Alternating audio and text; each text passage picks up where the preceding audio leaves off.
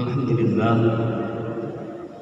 alhamdulillahilladzi anzala as-sakinata fi qulubil mu'minin liyazdadu imanan ma'a imanihim walillahi junudus samawati wal ardi wa kana Allahu 'aliman hakima. Asyhadu an la ilaha illallah wahdahu la syarika lah wa asyhadu anna sayyidana wa nabiyyana Muhammadan 'abduhu wa rasuluh. Allahumma fassalli wa sallim wa barik ala sayyidina Muhammadin wa ala alihi wa ashabihi ajma'in. Amma ba'd.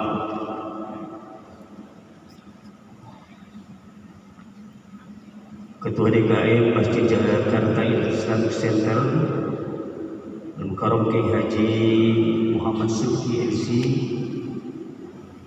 Imam Rawatib kita Ustaz Abdul Aziz, sahabat saya juga, serta Ustaz Haji Aib Saifullah, beserta seluruh jamaah sidang salat zuhur, Bapak dan Ibu yang berbahagia, yang saya cintai, yang saya hormati, yang saya banggakan.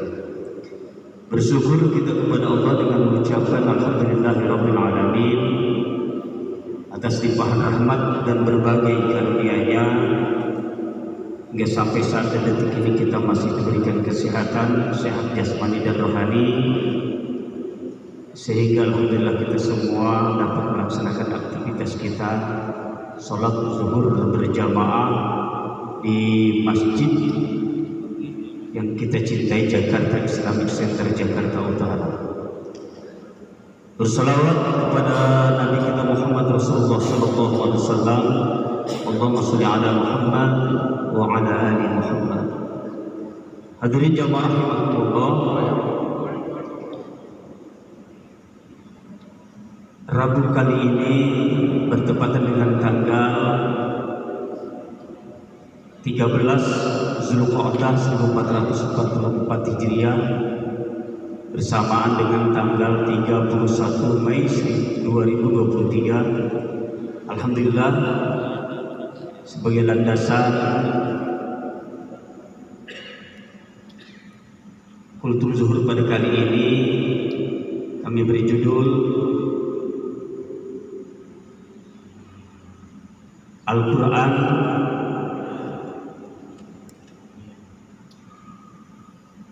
dan interaksi dengan Al-Quran.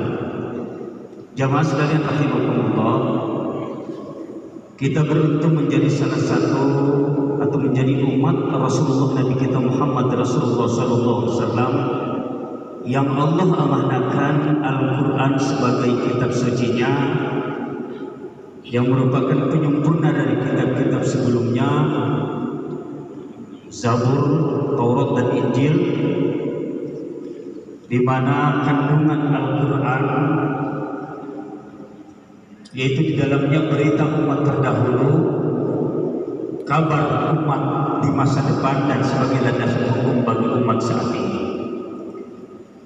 Siapa yang mencari petunjuk karena Al-Quran, Allah pasti akan membimbingnya, dan siapa di antara kita mencari petunjuk selain dari Al-Quran, maka Allah pasti akan menyesatkannya.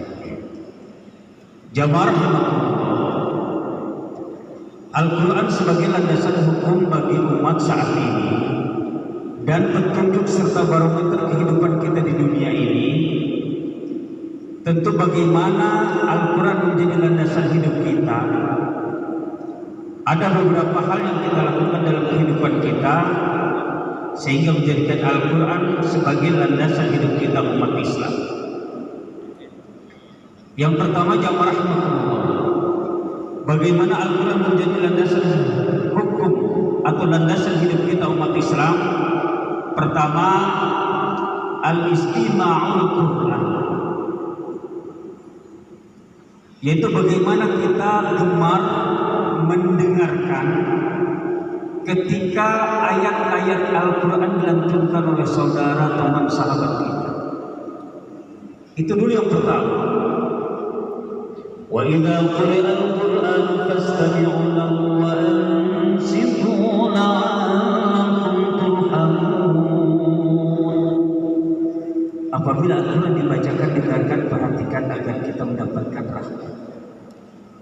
Itu pertama dulu, gemar senang ketika Al-Quran dibacakan. Makanya dalam surah Al-Anfal ayat 2, innal ladzina idza dzukirallahu wajilat qulubuhum wa idza tuliyat 'alaihim ayatuhu zadatuhum imanan wa 'ala rabbihim yatawakkalun. Sesungguhnya orang-orang yang beriman itu apabila mereka disebutkan nama Allah maka tergetarlah hatinya, dan apabila dibacakan ayat-ayatnya bertambahlah keimanan. Artinya kalau ada kertak di hati kita ketika ayat-ayat Al-Quran dibacakan atau diperdengarkan, tersentuh hati sanubari kita, berarti masih ada iman di dalam diri kita. Makanya pertama, gemar, suka, senang dulu ketika Al-Quran dibacakan. Kemudian jamaah bagaimana Al-Quran menjadi landasan hidup kita, al-qira'atul Quran.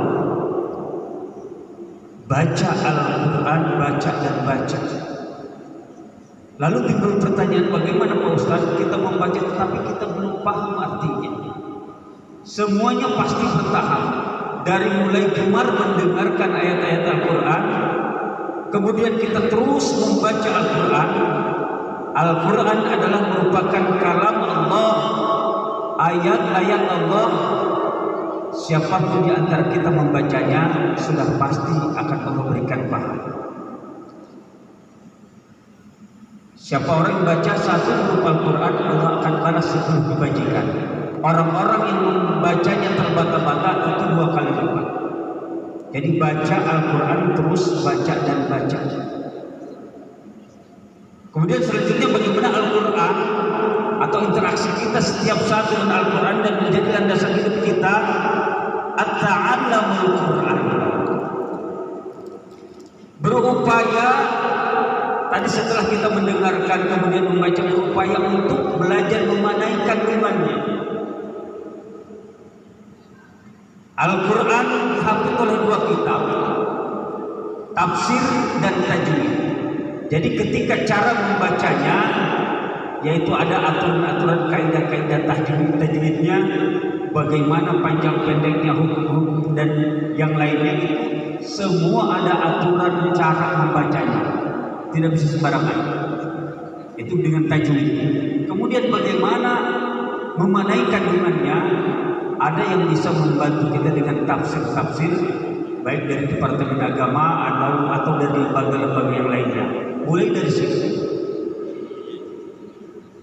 sehingga lama-kelamaan secara berkelanjutan kita paham, kita coba mengerti, memanaikan kandungan apabila Al-Quran kita baca setiap saat. Kemudian jamaah rahimakumullah, al-hafizatul Quran, berupaya di antara kita menghafal ayat-ayat Al-Quran. Karena Al-Quran kalau Allah yang turunkan dan Allah yang akan menjaga. Siapa yang mampu atau berupaya untuk belajar Al-Quran, Allah akan mudahkannya. Inna nahnu nazzalna dzikra wa innahu lahafizun. Al-Quran Allah yang turunkan, Al-Quran Allah yang menjaga. Dan menghafal Al-Quran, terutama surah Fatihah, adalah merupakan rukun di dalam melaksanakan ibadah sholat. Jadi harus baik, harus benar, harus betul bacaan. Syukur-syukur kita bisa menghafal ayat-ayat yang lainnya. Sekarang banyak bermunculan tahfiz Al-Quran, mulai dari usia jadi putra-putri kita dari umur 7 hingga sampai belasan tahun. Sudah banyak orang-orang yang hafal Al-Quran 30 juz. Bahkan di dalam hadis dinyatakan siapa orang yang mempunyai putra-putrinya hafal Quran, maka Allah akan menjamin dari kedua orang tuanya masuk ke dalam surganya Allah, dan nanti diberikan mahkota yang teramat luar biasa di dalam surga. Kemudian yang terakhir, jamaah rahmatullah, bagaimana Al-Quran menjadi landasan hidup kita dilihat dari berbagai sisi bentuknya pahala, yaitu at-tadabbarul Quran, bagaimana kita melaksanakan kandungan Al-Quran di dalam kehidupan kita sehari-hari. Jangankan 100%, berapa persentasenya? Tentu kita tidak akan bisa melaksanakan ibadah secara seperti Nabi. Tetapi ada berapa persentasenya yang kita laksanakan? Karena kita manusia biasa, insan makhluk fatualisi, tempat hilaf, salah dan dosa. Tetapi justru orang yang baik manakala dia pernah melakukan kesalahan, lalu dia ingat akan dosanya, berhenti dan berjanji, kemudian menjadi manusia yang baik. Nah, kalau hal ini kita laksanakan di dalam kehidupan kita, niscaya Al-Quran akan menjadi penolong di dalam kehidupan kita. Sebagaimana salah satu hadisnya, Iqra'ul Quran fa'innahu ya'ti yaumil qiyamah syafi'an li ashab. Al-Quran satu ketika akan menjadi penolong kita dan menjadi sahabat di dalam kehidupan kita yang lain. Bahkan dalam satu riwayat yang rahmatullah, ketika seseorang dalam keadaan sakaratul maut, ternyata ada seseorang yang menemani kita mulai dari saat sakaratul maut, kemudian menghantarkannya di tempat pemakaman kita, bahkan akan menemani kita di dalam kubur. Maka setiap pertanyaan dari malaikat munkar dan nakir semua akan dihadang oleh seseorang yang belum pernah kita jumpai sebelumnya.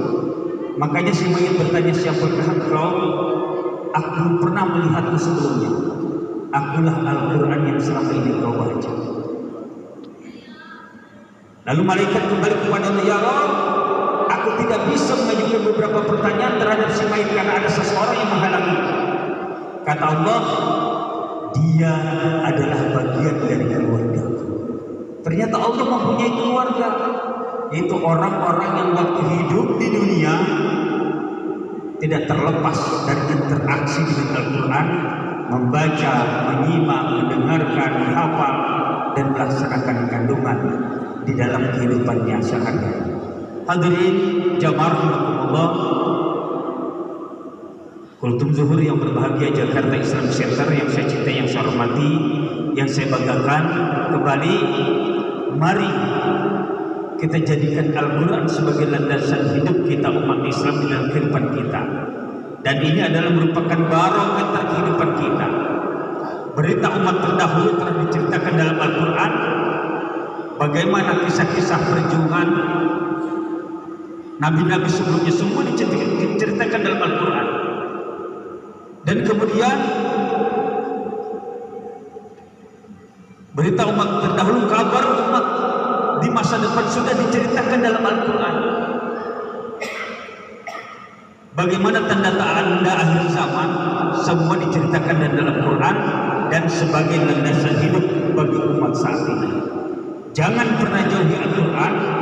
Bahkan Al-Quran juga diturunkan sebagai obat bagi sakit di dalam kehidupan kita, baik jasmani dan rohani. Bahkan ada satu syair yang rahmatullah, obat hati ada 5 perkaranya. Yang pertama, baca Quran dan maknanya. Salah satu obat hati adalah bagaimana membaca Al-Quran dan mempelajari kandungannya. Dan Al-Quran, siapa orang yang selalu membaca Al-Quran, salah satu orang yang dirindukan oleh surga. Al-Jannatu mustaqatun ala arba'atin nafar. Surga merindukan 4 golongan manusia, di antaranya orang yang selalu membaca Al-Quran waktu hidup di dunia.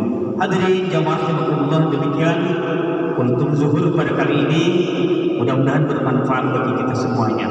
Amin ya rabbal alamin. Demikian, assalamualaikum warahmatullahi wabarakatuh.